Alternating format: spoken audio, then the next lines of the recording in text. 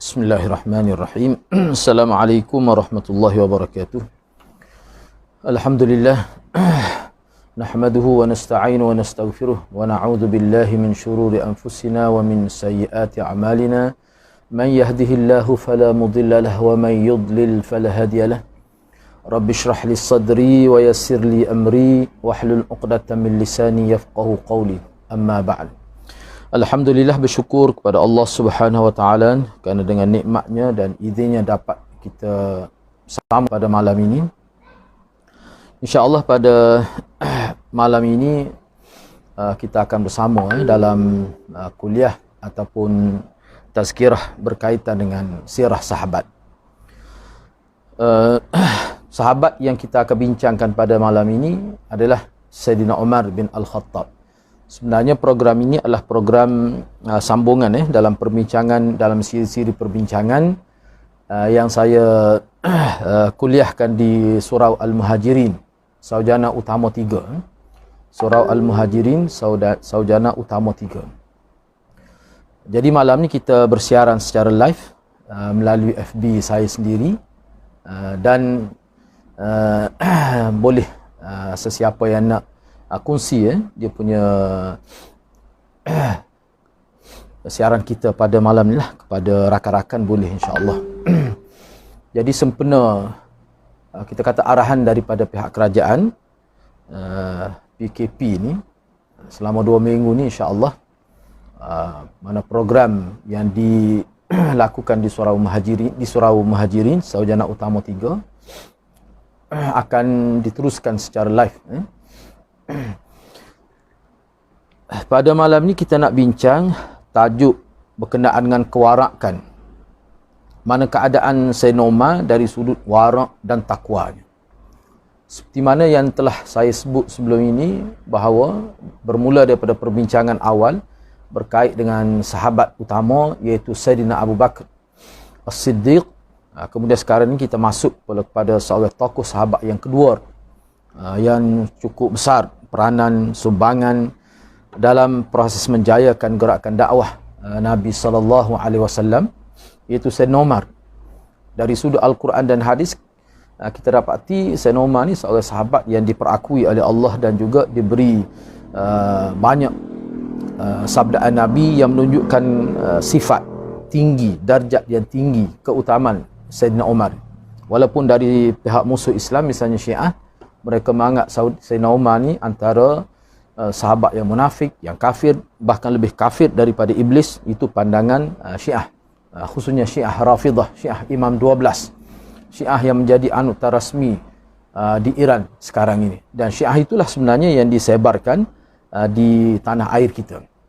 Baik, Sayyidina Umar ni sebenarnya, kalau kita hendak melihat Sayyidina Umar dari sudut kehidupan dia, dari sudut warak dan takwa, sebenarnya sangat banyak maklumat yang kita boleh petik daripada kitab-kitab ataupun maklumat-maklumat yang telah ditulis ataupun disusun ataupun telah diabadikan oleh ulama-ulama menjadi suri tauladan kepada umat Islam ini. Cuma dalam kitab ini, sebab teks yang saya gunakan untuk perkongsian kita ni, saya guna teks iaitu kitab Ashab Rasulullah ataupun diterjemahnya sebagai ensiklopedia sahabat, di mana dalam kitab ini 3 jilid, terjemahannya 3 jilid yang ditulis oleh Dr. Mahmud Al-Misri. Beliau menghimpunkan dalam kitab dia 3 jilid ini, beliau membicarakan tentang 104 orang sahabat, yang mana mereka ini adalah sahabat-sahabat yang tercatat nama dalam sejarah, memainkan peranan besar lah. Sebab bukan semua sahabat itu diketahui dengan detail bicara ataupun biodata mereka, tidak. Dan Syiah sendiri pun sebagai musuh Islam yang utama lah, yang menyerang agama kita ni, Syiah sendiri pun dia tidak serang semua sahabat. Walaupun semua sahabat tu dikatakan kufur oleh Syiah, tetapi serangan secara khusus mereka tujukan kepada sahabat-sahabat utama, sahabat-sahabat yang besar, sahabat-sahabat yang mempunyai peranan yang besar. Bahkan dalam kitab ini pun sebenarnya ada satu tempat yang mana terjemahannya, teks asal tu terjemahannya berlaku kesilapan. sehingga boleh digunakan oleh Syiah, dan ternyata sempat saya rujuk dalam beberapa website Syiah, bahawa Syiah dia cuba menyabitkan nas daripada kita sendiri bahawa Sayyidina Umar ni salah seorang yang suka kepada amalan homoseks ni. Jadi insya-Allah selepas ni saya akan sebutlah sampai bab dia. Baik, ini satu contoh. Ini contoh pertama yang dikemukakan oleh Dr. Mahmud Al-Misri untuk menggambarkan sikap Sayyidina Umar. Ni sikap Sayyidina Umar ni sewaktu dia memerintah. Perkara ini disebut sebagai keadaan Sayyidina Umar dari sudut waraknya. Jadi seperti yang saya sebut tadi bahawa Imam Malik antara tokoh agamawan Islam yang mentakrifkan warak, dan takrifan yang dibuatkan oleh beliau itu sangat menarik. Beliau mengatakan bahawa warak itu adalah seseorang yang prihatin atau sangat menjaga hukum halal dan haram dalam agama. Itulah makna warak. Jadi takrifan yang dibuat oleh Imam Malik itu sebenarnya dia menyentuh semua manusia. Mana tidak berkecuali bila seseorang itu memeluk agama Islam, maka dia kena bersifat dengan warak seperti ta'rif yang diberikan oleh Imam Malik. Sebab warak ini dia bukan satu sifat khusus kepada orang yang khusus, tetapi dia sifat khusus kepada setiap orang Islam. Bukan kata dia sifat yang eksklusif pada golongan khawas, golongan-golongan yang dikatakan ahli-ahli ibadat. Tidak. Tetapi sifat warak ini sebenarnya wajib ada kepada setiap umat Islam. Bila seseorang itu mengucap dua kalimah syahadah, maka beliau mesti ada sifat warak dalam konteks keprihatinan mereka menjaga hukum halal dan haram dalam agama. Baik. Ketika sibuk mengurusi hartanya, ketika Sayyidina Umar ni menguruskan ni cerita ni berkait dengan Sayyidina Umar, cuma riwayat ini disebut oleh Sayyidina Uthman. Jadi Sayyidina Uthman ni ketika dia menguruskan harta dia yang berada di Aliyah. Aliyah ni suatu nama kepada satu tempat, iaitu tempat yang tinggi, tempat tinggilah. Tanah tinggi yang berada di sekitar Madinah, di hujung Madinah. Itu dia panggil Aliyah, satu tempat tinggi. Jadi ketika Sayyidina Uthman Ibn Affan menguruskan harta dia di Aliyah, yang mana pada waktu ini cuacanya sangat panas. Sangat panas. Bila sebut sangat panas tu, kita boleh faham lah. Sebab kalau kepanasan biasa tu pun dia sudah lebih panas daripada tempat kita. Maknanya pada musim panas, Saif. Saif ni pada musim panas. Jadi tiba-tiba Sayyidina Uthman Ibn Affan melihat seorang laki-laki yang sedang menarik 2 ekor unta. Yang mana pada waktu ini cerita ni berlaku di tengah-tengah padang pasir di kawasan yang berdekatan dengan Aliyah. Jadi pada waktu ini laksana hamparan haba disebabkan teriknya panas matahari. Sayyidina Uthman pun berkata, kenapalah orang ini tidak berteduh atau tidak tinggal sekejap di Madinah? Kenapa tidak mereka tinggal sekejap di Madinah hingga waktu panas tu reda sedikit, kemudian nak pergi di Sayyidina Umar, sebab Sayyidina Uthman ni oleh kerana keadaan dia tengok daripada jauh, jadi dia tidak jelas siapa orang yang menarik 2 ekor unta ini di tengah-tengah padang pasir lah. Sebab tu dia kata begitu. Apabila makin hampir dengannya, maka Sayyidina Uthman pun memerintahkan kepada hamba dia. Sayyidina Uthman kata pada hamba, cuba pergi tengoklah siapa lelaki itu yang berada di tengah-tengah padang pasir. Kerana pada waktu ini Sayyidina Uthman berada dalam khemah dia, di tengah padang pasir juga, tapi berada di bawah teduhan khemah dia. Lalu hamba Sayyidina Uthman pergi dan mengamati, melihat dengan telitilah siapakah lelaki berkenaan. Lalu beliau membuat laporan kepada Sayyidina Umar dengan menyebutkan bahawa orang itu berserban dan juga berselendang. Dia sedang menarik 2 ekor unta. Bila lelaki itu telah benar-benar berada dekat dengan mereka, Sayyidina Uthman pun memerintahkan sekali lagi kepada hamba dia supaya lihat dengan jelaslah siapa lelaki itu tu. Lalu hamba itu bergegas menghampiri lelaki berkenaan. Tiba-tiba lelaki itu ternyata adalah khalifah, iaitu Umar bin Al-Khattab. Lalu hamba kepada Sayyidina Uthman itu berkata, sebut pada Sayyidina Uthman, dia kata rupanya orang itu adalah Amirul Mukminin, iaitu Umar bin Al-Khattab. Mendengar kata-kata hambanya itu, maka Sayyidina Uthman pun terus bangun dan dia cuba melihatlah dengan menghulurkan kepala dia keluar daripada khemah itu. Tetapi oleh kerana keadaan panas tu, keadaan panas lah, kita kata dia punya cuaca tu terlalu panas, dia pun masuk semula ke dalam khemah. Lalu dia bertanya kepada Sayyidina Umar. Dia tanya kepada Sayyidina Umar, kenapakah Tuan keluar pada waktu ini, waktu yang tersangat panasnya? Apa sebab? Apa keperluannya? Kenapa engkau keluar daripada Madinah pada waktu ini dalam keadaan yang tersangat panas ini? Maka Umar bin Khattab menyebutkan bahawa sebenarnya ada 2 ekor unta zakat. Unta zakat ni unta yang akan dikorbankan. Unta zakat ni unta yang disedekah zakat. Mana unta ni unta yang akan dibahagikan kepada asnaf, pada orang-orang miskin. Tu. Jadi ada yang tertinggal. Sedangkan banyak-banyak unta lain telah pergi ke tempat untuk dibahagikan kepada orang-orang miskin. Tiba-tiba ada 2 ekor unta tu agak terlepas lah. Kerana itulah aku keluar mencarinya di tempat ini. Aku takut keduanya hilang sehingga Allah akan tanya aku di hari akhirat. Di sini kita nampak bahawa ketelusan, keprihatinan, sifat integriti, kejujuran Sayyidina Umar sangat cakna Sayyidina Umar terhadap harta rakyat itu. Kerana harta negara ni hakikatnya kita sebut harta negara, sebenarnya adalah hakikatnya harta rakyat. Yang mana pihak kerajaan, pemimpin-pemimpin yang berada di tampuk pemerintah itu, mereka sebenarnya memegang tanggungjawab yang besar. Sehingga bila 2 ekor unta tu hilang, Sayyidina Umar dia pergi cari sendiri. Bukan tanpa tidak menyuruh pegawai-pegawai dia pergilah. Sebab apa? Sebab takut disoal oleh Allah kerana pengabaian dia tu. Jadi bimbang sangat Sayyidina Umar. Kita tengok daripada kenyataan ni, Sayyidina Umar ni seorang yang cukup teluslah, sangat amanah dalam pengurusan harta negara. Jadi dia takut kepada Allah, sebab tu dia pergi walaupun panas yang begitu terik lah kita kata. Kemudian Sayyidina Uthman berkata, wahai Amirul Mukminin, marilah dulu minum bersamaku dan berteduh di bawah khemahku. Nanti kami akan suruh orang lain untuk menyelesaikan masalahmu ini. Jadi Sayyidina Uthman ajak Sayyidina Umar supaya minum. Apa jawapan Sayyidina Umar? Sayyidina Umar kata, tak apalah, kamu pergilah minum, kembalilah ke khemah kamu, wahai Sayyidina Uthman. Aku akan teruskan pencarian ini.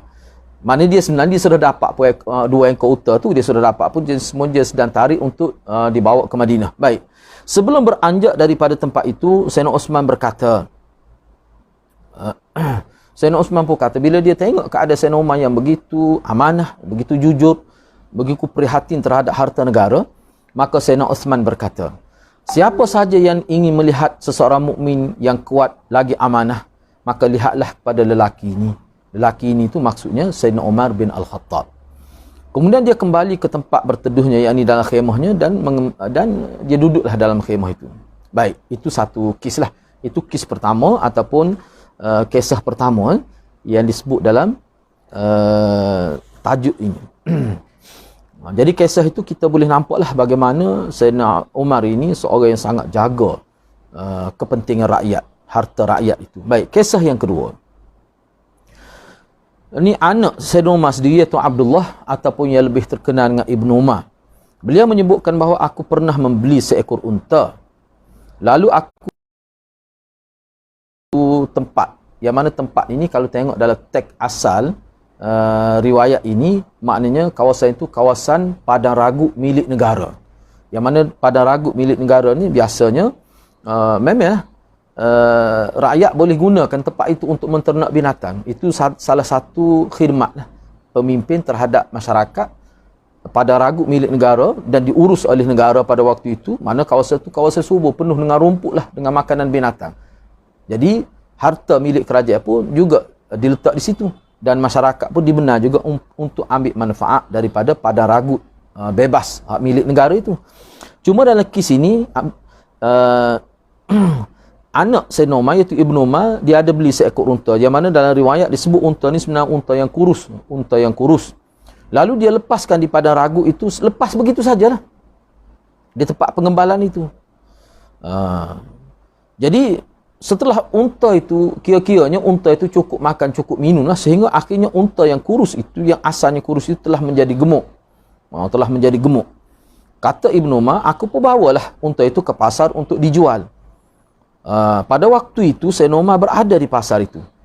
Bila dia melihat seekor unta yang begitu sehat, begitu berkualiti, begitu segar lah, gemuk tu, dia pun tanya kepada orang yang berada di kedai itu, unta ini milik siapa? Maka orang yang ada di situ menyebutkan bahawa unta ini adalah milik Abdullah bin Umar, yakni milik. Maka Sayyidina Umar pun kata, "Uish, bagus sekali unta putera Amirul Mukminin. Oh, nampaknya segar bugar unta ini, sehat unta ini, gemuk unta ini." Begitulah kata Umar. Bagus sekali bagus dia punya anak khalifah ini.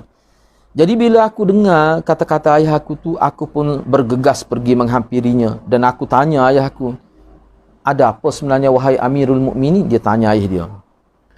Maka ayah dia pun tanya dia balik. Sebenarnya unta ini daripada mana? Kenapa unta ni nampak segar, nampak gemuk ni, nampak kira-kira kalau jual tu mahal lah. Daripada mana sebenarnya unta ini? Kata Sayyidina Umar. Ibnu Umar pun menjawab, sebenarnya unta ni asalnya kurus masa aku beli dia, kurus saja unta ini. Pada waktu itu aku bawa unta ni ke tempat padang ragut yang luas itu. Dan aku biarkan dia hidup di situ dengan makanan yang cukup dan sebagainya lah. Jadi aku mengusahakan sesuatu seperti yang biasa diusahakan oleh orang muslimin. Jadi orang muslim yang lain pun pergi juga lepaskan unta dia untuk makan rumput di situ dan ada tempat air oasis secara khusus di situ seperti orang lain juga. Orang lain buat, aku pun buat begitu juga. Maknanya seolah-olah Ibnu Umar kata tidak ada apa-apa kesalahan pun perbuatan aku tu. Cuba tengok apa jawapan Sayyidina Umar. Sayyidina Umar kata, "Ya betul. Betul. Kalau kamu mengambil kira orang lain pun buat begitu juga, jadi apa salah aku buat?" Tapi Sayyidina Umar kata, perkara itu diperhatikan oleh rakyat, diperhatikan oleh masyarakat. Masyarakat tahu unta itu adalah unta kamu dan kamu ini adalah anak pemerintah yang terbesar, yang utama, iaitu khalifah kepada khalifati Rasulullah. Engkau adalah khalifah kepada khalifah Rasulullah. Sayyidina Bakar ni khalifah Rasulullah. Jadi Sayyidina Umar ni khalifah kepada khalifah Rasulullah. Maknanya kamu ni anak pada Amirul Mukminin. Jadi apa kesan dia bila kamu buat gitu, walaupun kamu beralasan aku buat tu seperti orang lain juga. Maknanya Sayyidina Umar kata akan jaga unta itu, akan bagi makan, bagi minum. Sebab apa?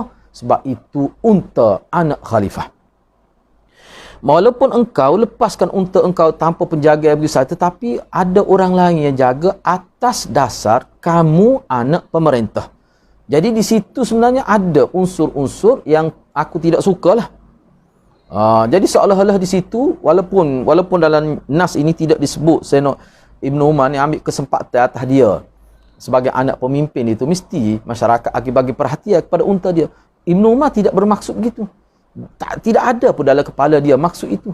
Tetapi perbuatan dia itu, walaupun dia tidak bermaksud untuk mengambil kesempatan di atas rakyat, dia sebagai anak pemerintah, tetapi pada pandangan Sayyidina Umar, itu sudah dikira sebagai mengambil kesempatan di atas kedudukan dia sebagai anak pemerintah. Dan perkara itu tidak boleh. Sebab itulah Sayyidina Umar kata, okey, kamu jual unta kamu ni. Kamu ambil semula modal kamu, kemudian keuntungan itu kamu masukkan ke dalam Baitul Mal untuk digunakan kepada orang-orang Islam. Sayyidina Umar nak mendidik anak dia dan juga masyarakat Islam bahawa kalaulah kita ni ada kedudukan dalam masyarakat sebagai pemerintah yang menjaga kita ni anak menteri besar ke, ataupun kita ni anak menteri, ataupun kita anak Perdana Menteri. Kalau Ibnu Umar ni pada waktu ini dia anak khalifah. Jadi sesuatu yang dia nak buat, dia kena fikir. Akan ditimbul fitnah. Ibnu Umar buat begitu tu sebab apa? Sebab dia tu anak khalifah. Jadi bila anak khalifah, orang akan bagi perhatian lah unta dia. Walaupun dia tak jaga, ada orang lain tolong jaga. Atas dasar apa? Atas dasar dia anak pemerintah. Jadi perbuatan itu termasuk dalam mengambil kesempatan. Dan mengambil kesempatan dalam konteks ini bagi Sayyidina Umar bukan satu perkara yang ma'ruf, tapi itu termasuk perkara yang mungkar. Sebab itu dia tak benar. Paling tidak kita kata unta dia gemuk sehingga daripada kurus yang tidak berharga jadi gemuk sehingga berharga, boleh jual mahal. Hukum mana di situ ada syubhat dari segi harta. Sampai begitu sekali cermatnya Sayyidina Umar. Itu cerita yang kedua. Cerita yang ketiga, ni cerita sahabat ni. Kena ingatlah cerita ni Ini bagi seorang pemimpin politik yang memerintah sangat perlu dia tahu ni contoh-contoh teladan ya daripada sahabat utama Rasulullah sallallahu alaihi wasallam. Baik. Okey, kes yang ketiga. Ini riwayat atau kata Ibnu Abbas ni sepupu Rasulullah. Ini salah seorang tokoh cendekia rujuk utama khususnya dalam bidang tafsir dan juga bidang hukum hakam lah. Kata Ibnu Abbas, pernah satu hari Sayyidina Umar memanggil aku, maka aku pun pergilah bertemu dengan beliau. Pada waktu itu aku melihat di hadapan Sayyidina Umar ni ada nat'un. Nat'un ni dalam teks Arab sebut nat'un. Nat'un ni kalau mengikut dalam kamus Arab lah. Kamus Arab kan. Kamus ini dipanggil al-lughatul arabiyyah al-mu'jamul arabiyyah al-asasi. Kamus Arab kamus Arab bukan kamus Arab Melayu. Disebut ni sebab kamus al-mu'jamul arabi al-asasi ni dia banyak juga sebut tentang fiqhullah itu, fiqh bahasa. Dia kata sebenarnya nat'un ni kalau dalam kamus biasa dia akan terjemah sebagai hamparan begitu saja. Tetapi makna sebenarnya ni hamparan itu sebenarnya yang diperbuat daripada kulit. Yang mana nat'un ni kebiasaannya digunakan, hamparan ini digunakan untuk diletak di bawah orang yang akan dihukum bunuh, hukum hudud lah, hukum qisas. Bila dipancur jatuh di atas satu hamparan, dia panggil nat'un, yang diperbuat daripada kulit binatang ya. Tak, secara umumnya maknanya hamparan. Jadi kata Ibnu Abbas, masa aku tengok tikar selembar hamparan, satu hamparan yang mana di atas hamparan itu dipenuhi atas hamparan itu. Jadi setelah Umar melihat aku, dia pun mengatakan, kemarilah wahai Ibnu Abbas, kamu ambillah emas itu, kamu bagilah kepada orang-orang yang berhak di kalangan kaum kamu. Masyarakat Arab Madinah telah bagi kepada orang-orang miskin, maksud dia. Itu saya nak masuk bagi emas itu. Cuma tidak disebut dari riwayat emas itu apakah dalam bentuk dinar ataupun dalam bentuk perhiasan yang terbuat daripada emas, tapi kukup mana pun emas. Tu. Kamu bagikanlah kepada orang-orang yang memerlukan, orang miskin. Allah Maha berkehendak manakala harta seperti ini disingkirkan dari Nabi dan Abu Bakar, sedangkan aku tidak tahu. Maksudnya begini. Jadi kata Sayyidina Umar, aku pun tidak tahulah kenapa harta ni ada di zaman aku memerintah. Allah tidak uji Sayyidina Abu Bakar dan Sayyidina Uthman dengan longgokkan harta yang begini banyak. Maknanya kalau Sayyidina Umar ni dia ambil sedikit, kalau dia ambil duit 10 keping saja, satu dinar ni berapa nilai, ataupun dia ambil beberapa keping emas itu untuk peribadi dia, siapa yang tahu. Maknanya contoh yang disebut oleh Sayyidina Umar ni, seorang pemimpin itu, dialah pada waktu itu diuji oleh Allah. Kenapalah Allah uji Nabi dan Abu Bakar dengan harta sebegini? Tapi Allah uji dia sehingga dia merasa takut. Sebab itulah dia panggil Ibnu Abbas supaya Ibnu Abbas bagikan emas ini kepada orang-orang miskin yang memerlukan. Kita tidak pernah diuji hadirin. Kita tidak pernah diuji dengan harta. Cuba bayangkan kalau kita ni seorang pemimpin diuji dengan harta. Mana khazanah harta tu dalam milik kita. Sekali saja kita sign, kita boleh buatlah. Mengikut kepandaian kita untuk dapat harta, kita akan dapat harta tu sebab kita yang urus. Inilah yang berlaku pada Sayyidina Umar. Begitu takut dia sehingga dia panggil Ibnu Abbas supaya Ibnu Abbas selesaikan terus masalah ini. Kerana harta ini seolah telah mengganggu dia. Manusia dia boleh terpengaruh, syaitan boleh ganggu dia untuk mengambil sebahagian daripada harta ini. Mana rakyat nak tahu? Tapi dia tidak buat begitu. Lalu aku beranjak dari situ, kata Ibnu Abbas, aku pergi ke satu tempat untuk aku bahagikan emas itu, ataupun aku pisah-pisahkan, sebab emas itu dia berbeza-beza. Jadi aku asingkanlah. Mungkin kalau dalam bentuk duit yang berharga berbeza-beza tu aku asing-asingkan untuk mudah dibahagikan. Pada ketika itulah, kata Ibnu Abbas, tiba-tiba aku mendengar suara tangisan, yang mana suara itu adalah suara Sayyidina Umar. Dalam tangisan itu, dalam keadaan penuh hibah itu, aku dengar dia berkata begini, Demi zat Allah yang nyawaku berada di dalam genggamannya. Tidaklah Allah menghindarkan harta. Mana tidaklah Allah menguji nabinya dan Sayyidina Abu Bakar dengan harta sebegini. Kenapa? Kerana Allah tidak mahu keburukan berlaku kepada mereka. Kemudian Allah uji aku dengan harta ini. Mungkin juga Allah hendak kebaikan kepada aku. Jadi kebaikan apa? Dia boleh tahan nafsu dia untuk tidak mengambil harta itu. Ini satu kelebihan lah. Kelebihan yang ditunjukkan oleh Sayyidina Malik. Baik, itu kisah yang ketiga. Semua ni sebenarnya ada riwayat. Kalau dalam kitab ni dia sebut ni maklumat daripada mana ada riwayat yang lengkap ni. Asar sahabat ini. Misalnya ni riwayat dalam At-Tabaqat karya Ibnu Sa'ad. Mengikut ulama sanad ni asar sahabat ini adalah sahih. Tak apalah, saya tidak sebutlah perkara itu. Hadis-hadis boleh rujuk sendiri bagi yang ada kemampuan tu. Boleh bahawa maklumat ini terdapat dari Tabaqat Ibnu Sa'ad dan sanadnya mengikut ulama adalah sahih. Dia menyebutkan bahawa Sayyidina Umar ni pernah menyedekahkan 80 dirham. 80 dirham ketika melaksanakan haji.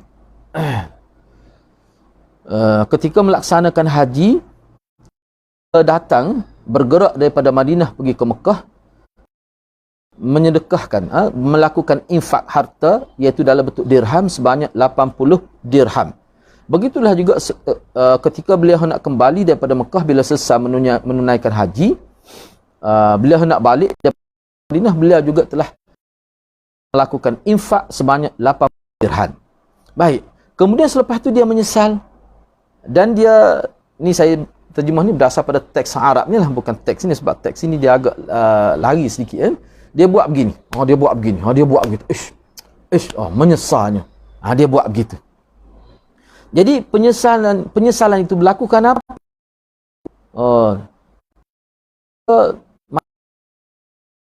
Sudah dikira melampau dan harta Allah. Apa maksud? Maksud Sayyidina Umar ni, dia itu sebab dia kata mungkin ada lagi cara sedekah yang lebih baik. Jadi maksud Sayyidina Umar sebut begini, bahawa cara dia buat tu dari semasa dia daripada Madinah pergi ke Mekah, dia sedekah kepada orang-orang tertentulah dalam perjalanan itu. Bagi dia ada lagi cara lain yang lebih efektif, yang lebih bagus, yang lebih terancang. Jadi maknanya dalam kisah ajar kita bahawa bila kita nak bersedekah lalu bermudah-mudah. Maknanya kena ada perancangan supaya sedekah, duit, harta yang kita laburkan itu dalam bentuk sedekah, dalam bentuk infak, dalam bentuk tabarruk, dalam bentuk khairat itu biarlah kena pada sasaran. Dan bila kena pada sasaran, maka sedekah itu dikira sedekah yang berkualiti. Kalau kita bagi kepada orang yang tidak sepatutnya dapat, ataupun bukan kepada orang yang sangat memerlukan, maka sedekah itu tidaklah berkualiti seperti mana bila sedekah kita itu sampai kepada orang yang betul. Itu yang dimaksud oleh Sayyidina Umar. Maknanya sedekah-sedekah ni walaupun digalakkan mempunyai kelebihan yang sangat besar, tetapi perlu ada perancangan. Sebenarnya saya sempat rujuklah poin ni, riwayat ni saya sempat rujuk dalam beberapa kitab. Jadi disebutkanlah dalam internet pun ada sebenarnya. Internet pun ada perbincangan ulama tentang hadis ni, dalam internet pun ada. Boleh rujuklah. Antaranya kata-kata Sayyidina Umar ni ulama letak di bawah bab al-israf, iaitu melampau dalam membelanja. Atau bila kita bagi sedekah kita bukan tidak kena pada tempat dia, itu satu pembaziran. Rancangnya kena tahu kepada siapa yang sepatut kita sedekahkan. Dibimbingnya begini, kita sedekah kepada orang luas, dekat jiran kita pun dalam keadaan merempak, dalam keadaan tak cukup keperluan asasi hidup tu. Tambah-tambah musim sekarang ni, kata tu musim isu pandemik ni, lagilah kita kena ambil tahu. Jadi kita bantu masyarakat sekitar, khususnya kalau keluarga kita, itu lebih baik.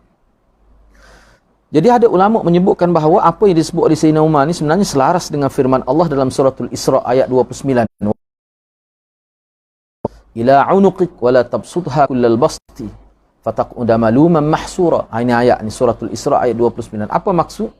Ni ayat ni berkait dengan sedekah yang tidak terancang. Janganlah kamu letakkan tangan engkau terbelenggu pada tengkuk, yakni kikir, kedekut. Janganlah kamu kedekut maksudnya. Dan janganlah kamu terlalu bermudah-mudah memberikan harta. kepada orang. Jangan juga begitu. Itu wala tabsutha kullal basti, janganlah kamu mudah-mudah seolah tangan kamu sentiasa terbuka tanpa ada perancangan dalam sedekah. Jangan pula begitu. Kena fikir juga pada keluarga, fikir juga pada masa akan datang. Sedekah ni biar ada perancangan. Kalau kamu bagi habis duit kamu, fataq'uda maluman mahsura, maka selepas tu kamu tidak boleh sedekah. Tiba-tiba orang miskin, orang fakir datang minta sedekah, maka kamu akan dicela dalam keadaan kesal. Orang dalam keadaan kesal lah. Kamu telah bagi banyak pada orang tertentu. Padahal sepatut tidaklah kita bagi pada dia sebanyak itu. Mungkin sedekah ni kita boleh pecah-pecahkan bagi pada orang ni sikit, orang ni sikit. Mungkin itu lebih baik. Itu maksudnya. Jadi saya nak hantar isyarat kepada kita di sini bahawa kalau kita nak sedekah, harta yang halal itu perlu ada perancangan. Biar tepat pada sasarannya. Yang kelima, cerita ataupun cerita yang kelima lah yang berkait dengan Sayyidina Umar. Satu, iaitu nukilan daripada Abdullah bin Amin bin Rabi'ah. Pernah dia melihat Sayyidina Umar mengambil jerami. Jerami ini segenggam jerami. Dia pegang jerami itu segenggam. Lalu dia berkata kepada diri dia sendiri, seandainya aku adalah jerami ini. Maksudnya apa? Maksudnya tidak dibebani dengan tanggungjawab yang berat seperti sekarang ini. Seandainya aku ni tidak adalah di muka bumi. Seandainya ibuku tidak pernah melahirkan aku. Ini bukan ulama sebut, ini kata-kata Sayyidina Umar ni bukan menunjukkan satu penyesalan. Seolah macam dia menyesal pula dia begitu. Ini satu tazkirah untuk diri sendiri. Maknanya apa? Mana Allah lahirkan aku ke muka dunia ni bukan maksud, tidak dengan maksud sia-sia, bukan secara kebetulan, tidak seperti ni makhluk-makhluk Tuhan yang lain, jerami ke ataupun binatang, tidak, tapi dia ada maksud khusus untuk ubudiah kepada Allah. Mana bila sekarang ni aku ni telah dilahirkan hidup sebagai manusia, memegang jawatan, jadi maknanya janganlah jadi seperti makhluk lain yang tidak berguna. Aku ni mukallaf, akan ada kesudahan hidup, akan ada perbicaraan dia mahkamah. Ini tazkirah Sayyidina Umar terhadap diri dia sendiri. Maknanya Sayyidina Umar ni dalam proses untuk dia jaga diri dia supaya tidak terlibat dengan perkara-perkara mungkar semasa memerintah, tidak tersalah mengambil harta rakyat, tidak tersalah menzalimi rakyat, dia sentiasa mengajar diri dia sendiri. Dia sentiasa mentazkirah diri dia sendiri. Terkenal Sayyidina Umar ni kan dalam cok mahur negara tu dia tulis kafa bil mauti wa'izan. Kafa bil mauti wa'izan, cukuplah mati itu sebagai pentazkirah yang memberi nasihat kepada kita supaya ingat kepada Allah. Baik. Kisah yang keenam, Qatadah meriwayatkan ketika Sayyidina Umar berkunjung ke Syam, maka dihidangkanlah hidangan yang lazat, yang mewah kepada beliau. Ketika hidangan itu dibawakan ke hadapannya, lalu beliau bertanya, semua makanan ini untuk kami kah? Dia tanya begitu. Kerana Syam pada waktu itu negara di bawah Muawiyah lah. Muawiyah menjadi gubernur pada waktu itu. Jadi hasil mahsulnya banyak lah. Kaya lah kerajaan Islam di Syam pada waktu itu. Lalu Sayyidina Umar tanya, makanan ini untuk kami kah semuanya? Lalu maka dijawab, iyalah betul lah, untuk Tuan Khalifah lah. Begitulah maksudnya. Baik, Sayyidina Umar pun tanya lagi. Jadi orang miskin di kalangan kita, rakyat di Syam ni lah, orang miskin ni apa yang mereka makan? Begini juga kah makanan mereka? Apakah mereka ini kelaparan ataupun makan sekeping roti yang dibuat daripada gandum yang kasar itu saja? Itu Sayyidina Umar kata. Jadi Sayyidina Umar ni dia tengok bila hidangan yang disediakan kepada dia selaku khalifah itu luar biasa. Sebab kita tahu Sayyidina Umar ni memang seorang zuhud, walaupun dia sendiri kaya. Harta zaman Sayyidina Umar ni, pemerintah ni, harta ni banyak harta negara. Dia kemuncak dia, kekayaannya berlaku pada zaman Sayyidina Uthman. Kita akan bincang akan datang bagaimana Sayyidina Uthman ni dianggap sebagai zaman kira-kiranya hasil mahsul negara tu cukup besar. Walaupun zaman Sayyidina Umar ni sudah berlaku dah tu. Dia punya kerajaan banyak dapat hasil mahsul sebab apa? Sebab hasil dia punya perluasan, kita kata jajahan takluk lah, kita kata Islam pada waktu tu. Jadi hasil daripada zakat, jizyah, hasil-hasil rasmi, orang-orang kafir yang bernaung di bawah kerajaan Islam, mereka bayar sebagai cukai jizyah itu. Baik, tak apalah. Bila begitu, bila Sayyidina Umar tanya begitu, maka Khalid bin Al-Walid jawab, dia kata, bagi rakyat biasa ni mereka dapat syurga. Oh, Khalid bin Walid jawab begitu. Rakyat ni mungkin dia tak dapatlah makanan semewah ini. Bila Khalid bin Walid jawab, dalam riwayat ni disebut begini, dalam riwayat ni faghrawraqat ainah. Jadi kata perawi hadis ni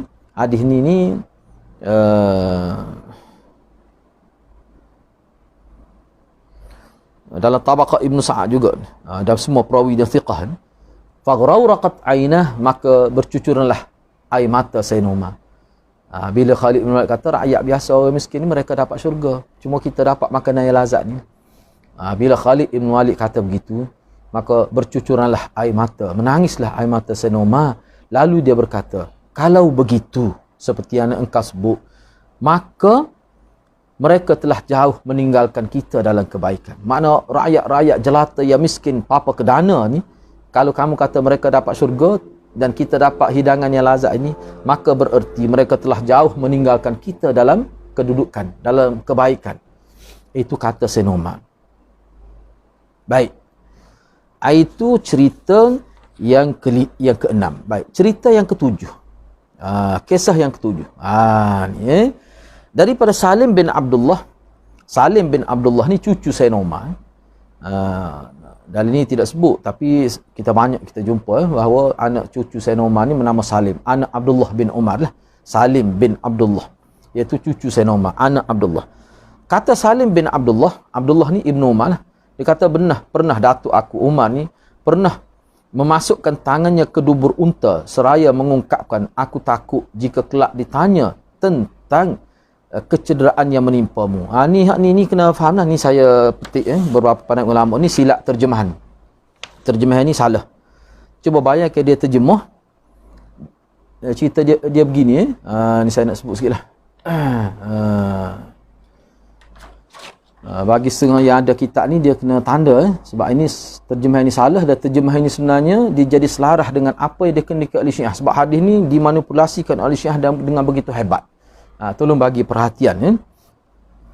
Riwayat ni daripada cucu Sayyidina Umar yang bernama Salim bin Abdullah. Beliau menyebutkan bahawa Sayyidina Umar Al-Khattab ini ridwanullahu alaihim ajma'in kana yudkhilu yadahu fi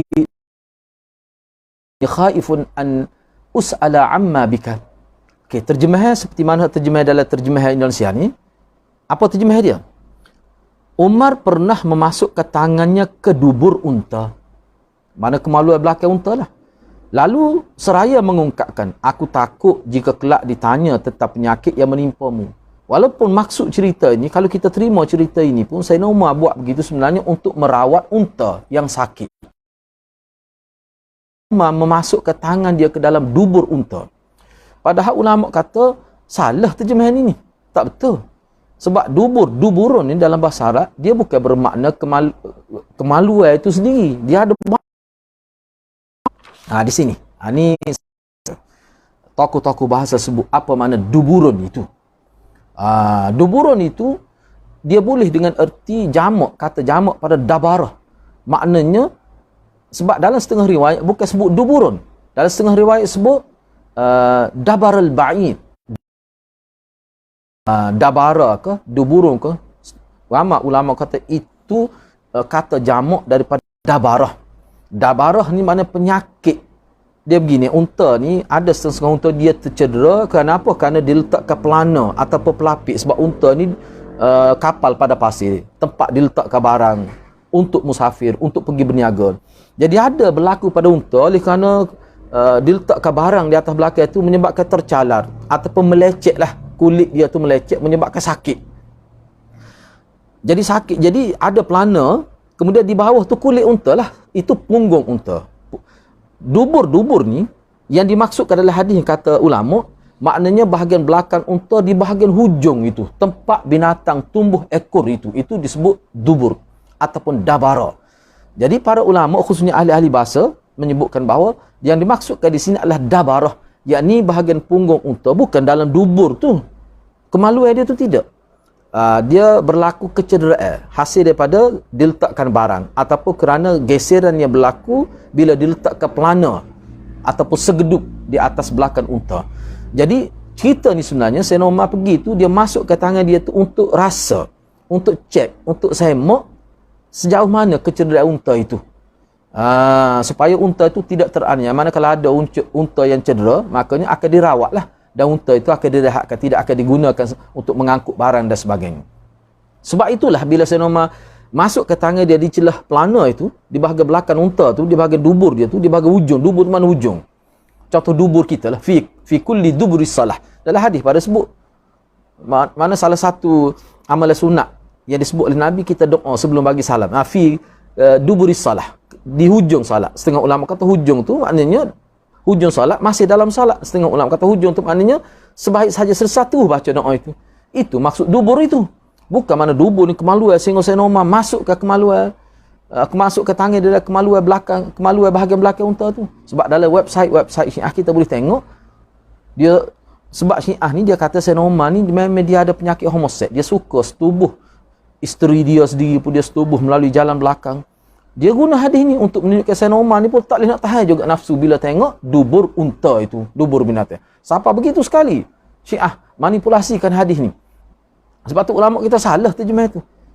Sebab dubur ni, dia ni bukan bermakna dubur tu kemaluan tu, maknanya bahagian belakang hujung tu. Kita panggil disebut dubur lah dalam bahasa Arab. Dan dubur sini maknanya ahli bahasa sebut yang dimaksudkan dalam hadis ni, sebab dalam hadis lain sebut bukan sebut dubur, sebut dabarah. Misalnya di sini, saya nak baca di sini. Wa akhraja an Salim bin Abdullah anna Umar kana yudkhilu yadahu fi dabaratil ba'id.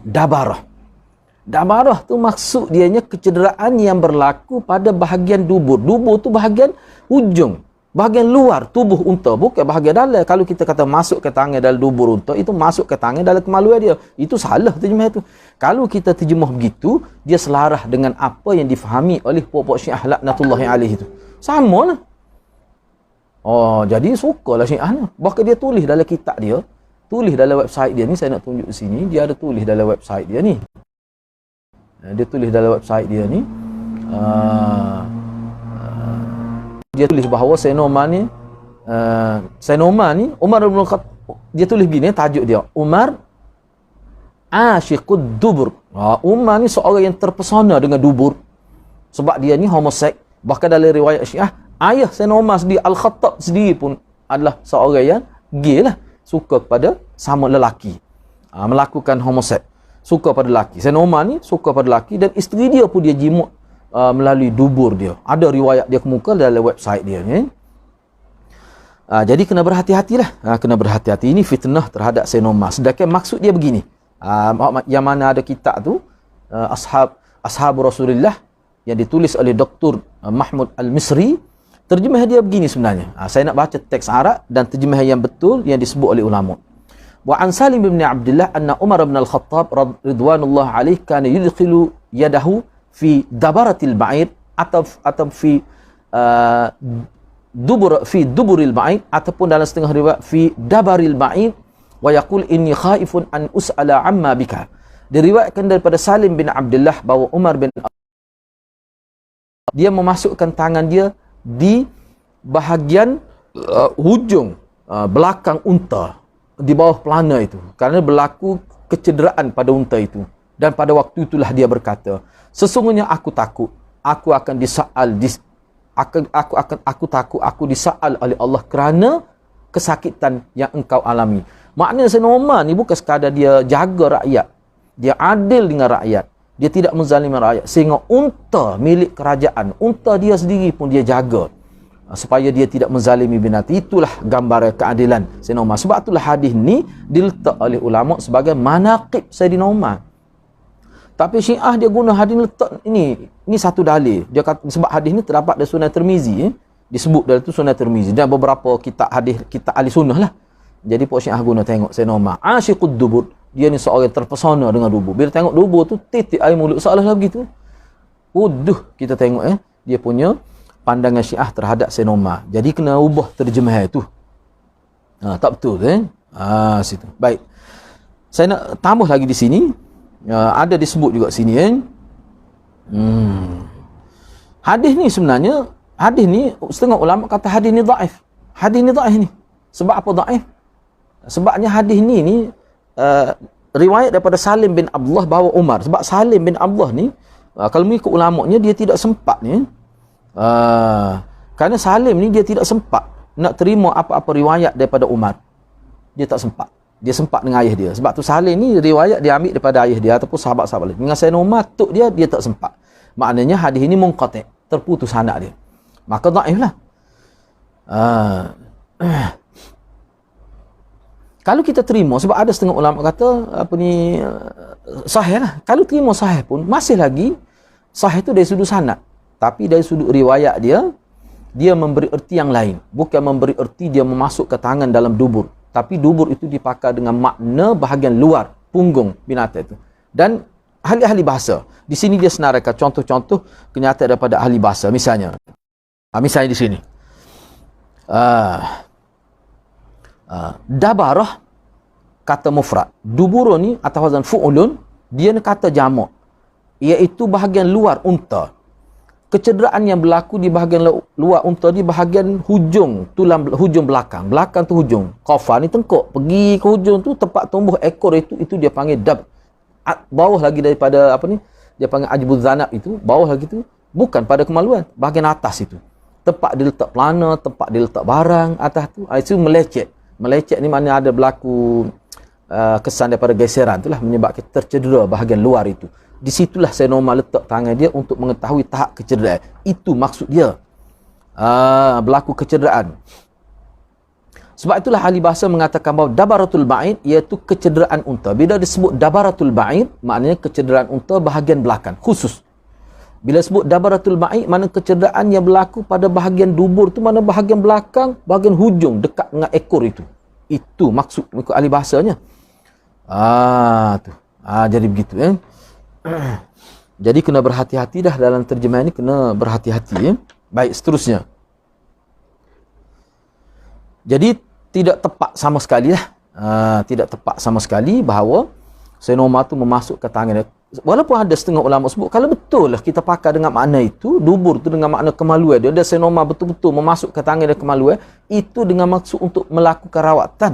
Dan perkara itu bukan berlaku Sayyidina Umar seorang-seorang, kita kata dia berseorang yang dengan unta. Tidak, ada riwayat, maknanya ada orang tengok, diketahui secara umum. Tidak pula difaham bahawa Sayyidina Umar ni suka kepada dubur, homoseks, seks luar tabi'i. Tidak, itu hanya Syiah saja. Sebab tu dalam terjemah ni bahayalah, boleh jadi silap faham. Baik, kisah yang ke-8. Kisah yang ke-8, saya ambil sedikit lagi, 5 minit lagi. Kisah yang ke-8, kadang-kadang Umar mendekatkan tangan dia kepada api yang sedang menyala. Lalu dia berkata, "Hai putra Al-Khattab, apakah kamu mempunyai kesabaran terhadap api ini?" Maknanya Sayyidina Umar ni ada berlakulah mengikut riwayat daripada sahabat.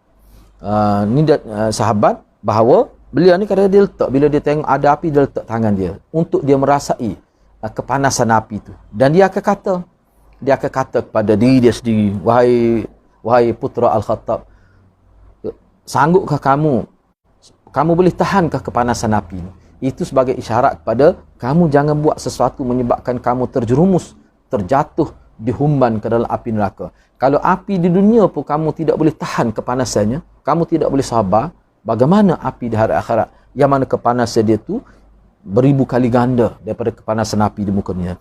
Itu cara pendekatan Sayyidina Umar dirinya sendiri supaya berhati-hati, jangan melakukan khususnya ketika memerintah, sebab rakyat akan merana. Bila dia mengambil harta rakyat, maka dia bukan mengambil harta pribadi, tapi dia mengambil harta rakyat jelata. Dosanya lebih besar. Baik, cerita yang ke-9, yang terakhir, saya sebut yang terakhir. Cerita ni cerita yang terakhir lah. Ibnul Jawz, Al-Bara' bin Ma'rur menukilkan bahawa pada suatu hari Sayyidina Umar keluar menuju ke mimbar. Ini untuk berkhutbah pada hari Jumaat lah.